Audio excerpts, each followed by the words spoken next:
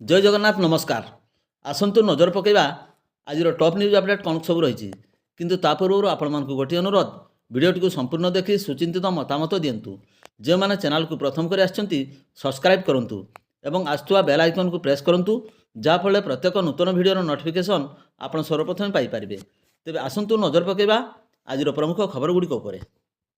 आज प्रथम खबर खुंटा पुलिस पक्षर बाइक और चारिचकिया जान जांच अभियान कड़ाकड़ी कराई।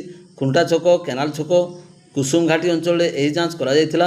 हेलमेट पिंधि नथिबा सीट बेल्ट न लगाई गाड़ी चलाई बेले मोबाइल फोन व्यवहार करी अमानिया उपर मोट 14टी मामला 27,000 टंका जरिमाना आदाय होती। बारंबार दुर्घटना एवं मृत्यु संख्या बढ़ुथिबारु याकू रोकिबापई एही पदक्षेप नियाइछि बोली आईआईसी आदित्य प्रसाद जेना कहते। एएसआई सब्यसाची सामल पुष्पलता दास मानस कुमार महाकूट जांच रे सामिल थिले। परवर्ती खबर बांगरीपोशी बजार निकटस्थ खरमाता बंधरे गाधुवा समय पानी रे बुड़ी जड़े युवकर मृत्यु घटी। मृतक जनक हेले मणदा ग्रामर निशापति बेहरा बयस 48 वर्ष।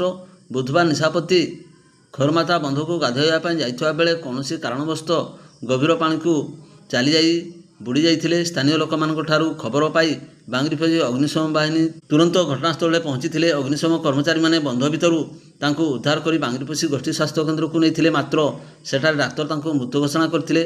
पुलिस यही मामला अधिक तदंत जारी रखिछि। परवर्ती खबर मयूरभंज जिला मरड़ा ब्लॉक घड़मुहा पंचायत अंतर्गत भूतमुंडी साई में 7 मासर शिशुपुत्र को बारिपदा ब्लॉक अंचल 30,000 टंकार बापा बिक्री करने को प्रयास करथिबा घटना शिशुपुत्र पितामाता बुधवार बारिपदा सदर थाना द्वारस्थ हो पुत्र को फेराई नापी नवेदन कर ए संपर्क में सदर थाना आईआईसी सूचना पाई मरड़ा शिशु विकास अधिकारी विजयलक्ष्मी दलपाड़ थाना पहुंची शिशुपुत्रर पितामाता को बुझाई। पूर्वर बापांकर कार्यकलाप को नहीं अधिकारी श्रीमती दनपाड़ घर को जाई अनेक बुझासुझा करथिले। एबे उद्धार शिशुपुत्र सुरक्षा भविष्य गठन पर प्रशासन चिंता करी पदक्षेप ग्रहण पूर्वक शिशुपुत्र शिशुमंगल समिति रे रहियो बोली कहछंती। परवर्ती खबर केन्दुआ ग्रामर बेणुधर साहूंकर कनिष्ठ पुत्र राकेश 26 वर्ष निज घर पछपटे थिबा एक आंब गछरे मंगलवार राति बेकरे रसी लगे आत्महत्या करथिबा जणा पड़िछि। मृत राकेश राजस्थान चाकरी करथिले। मिलिथिबा खबर अनुसार बालेश्वर जिलार जड़े झील सहित प्रेम संपर्क गढ़ा पर से झील और तार माँ को नहीं राजस्थान में रोते। से जहाँ रोजगार करते से अर्थ माँ और झील सबू नहीं जाऊे। यही कथा को सह्य कर न पारि 2 मासरू ऊर्ध्व एवं चाकरी छाड़ी निज घरे रोते। कौन घटना को नहीं से मानसिक चाप रोते बोली असमर्थित सूत्रु जमापड़ा।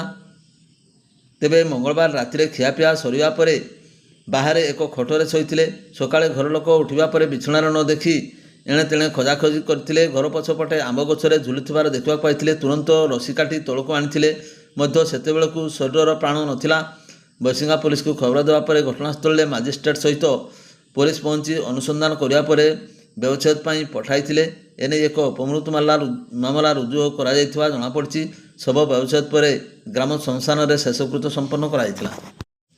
परवर्ती खबर मयूरभंज जिला ठाकुरमुंडा थाना अंतर्गत तरामरा ग्राम एक हृदय विदारक घटना घटी। पानी रे बुड़ी 2 वर्षर जड़े शिशुपुत्रर मृत्यु घटी। मृत शिशु जनक होउछन्ति ठाकुरमुंडा थाना तरामरा ग्रामर रंजिता नायक 2 वर्षर पुओ आकाश नायक। सूचना अनुसार बुधवार दिन घरोई काम पाई रंजिता निज घर पाखरे थिबा एक गड़ियारू पानी आनी काम करथिले। सही समय छोट शिशु आकाश गड़िया निकटरे खेलुथिले। परिवार लोकंको ध्यान अन्यत्र थिबा बेले खेलु खेलु से केतेबेले पानी रे बुड़ी जाइथिले। किछ समय पर शिशुटी न देखा जिबारु परिवार लोक माने खोजाखोजी करथिले। पर गड़िया भितरे शिशुटी पड़िथिबा एवं भासुवा देखा पाइथिले। परिवार लोक माने बाइक जोगे तांको ठाकुरमुंडा गोष्ठी स्वास्थ्य केन्द्र को आनिथिले। सेठारे डाक्तर परीक्षा पर मृत घोषणा करथिले। ठाकुरमुंडा पुलिस एक अपमृत्यु मामला रुजु करी शव व्यवच्छेद पर करंजिया उपखंड चिकित्सालय को पठाइथिबा जणा पड़िछि। परवर्ती खबर खुंटा अबकारी विभाग अधीन अबकारी अधीक्षक प्रशांत कुमार निर्देश में अबकारी निरीक्षक उदला रंजन तत्वावधान में मल्हारपदा गोविंदपुर ग्राम में अतर्कित चढ़ाऊ कर 3,400 किलोग्राम पच 320 लिटर देशी मद जबत कराई। वेतनटी ओआईसी प्रदीप कुमार बेहरा, खुंटा एएसआई कृष्णचंद्र सेठी, उदला एएसआई रवींद्र कुमार रेड्डी सामिल थे। परवर्ती खबर ମୟୂରଭଞ୍ଜ ଜିଲ୍ଲାର ସର୍ବବୃହତ ବ୍ଲକ ବଡ଼ସାହିଠାରେ ପ୍ରଥମ ଶ୍ରେଣୀ ବିଚାର ବିଭାଗୀୟ ଅଦାଲତ ବା ଜେଏମ୍ଏଫ୍ସି କୋର୍ଟ ପ୍ରତିଷ୍ଠା ନେଇ ଦୀର୍ଘ ଦିନର ଦାବି ଏବେ ଜୋର ଧରିଛି।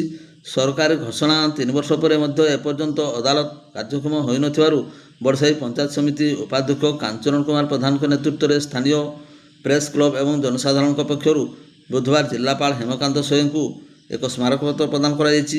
ସ୍ମାରକପତ୍ରରେ ଦର୍ଶାଯାଇଛି ଯେ ଜନସାଧାରଣଙ୍କ ସୁବିଧା ପାଇଁ ଗତ 2023 ଜୁଲାଇ ମାସରେ ବଡ଼ସାହି ବ୍ଲକରେ ଏହି ଅଦାଲତ ଖୋଲାଯିବାକୁ ସରକାରୀ ଭାବେ ଘୋଷଣା କରାଯାଇଥିଲା। ଏହି ଅଦାଲତ ନିମନ୍ତେ ଆବଶ୍ୟକ 3 ଏକର ପରିମିତ ସ୍ଥାନ ଚିହ୍ନଟ କରିବା ପାଇଁ 2023 ଜୁଲାଇରେ ତହସିଲଦାରଙ୍କୁ ନିର୍ଦ୍ଦେଶ ଦିଆଯାଇଥିଲା। ବାରିପଦା ଜିଲ୍ଲା ଦୌରା ଜଜ୍ ମଧ୍ୟ ବଡ଼ସାହି ତହସିଲଦାର କାର୍ଯ୍ୟାଳୟର ପହଞ୍ଚି ସ୍ଥାନ ଯାଞ୍ଚ କରି ଫେରିଯାଇଥିଲେ, କିନ୍ତୁ ସମସ୍ତ ପ୍ରକ୍ରିୟା ଶେଷ ହୋଇଥିଲେ ମଧ୍ୟ ପ୍ରଶାସନିକ ଅବହେଳା ଯୋଗୁଁ ଆଜି ପର୍ଯ୍ୟନ୍ତ ଏହି ଅଦାଲତ ଅସ୍ଥାୟୀ ଭାବେ ମଧ୍ୟ କାର୍ଯ୍ୟକାରୀ ହୋଇପାରିଲା ନାହିଁ। ତେଣୁ ବ୍ଲକବାସୀଙ୍କ ସ୍ୱାର୍ଥ ଏବଂ ଆର୍ଥିକ ମାନଦଣ୍ଡକୁ ଦୃଷ୍ଟିରେ ରଖି ବଡ଼ସାହି ବ୍ଲକ କାର୍ଯ୍ୟାଳୟରେ ପରିସରରେ ଥିବା ଉପଯୁକ୍ତ ଗୃହରେ ତୁରନ୍ତ। ଭିଡ଼ିଓଟିକୁ ଶେଷ ପର୍ଯ୍ୟନ୍ତ ଦେଖିଥିବାରୁ ଆପଣଙ୍କୁ ଅଶେଷ ଅଶେଷ ଧନ୍ୟବାଦ।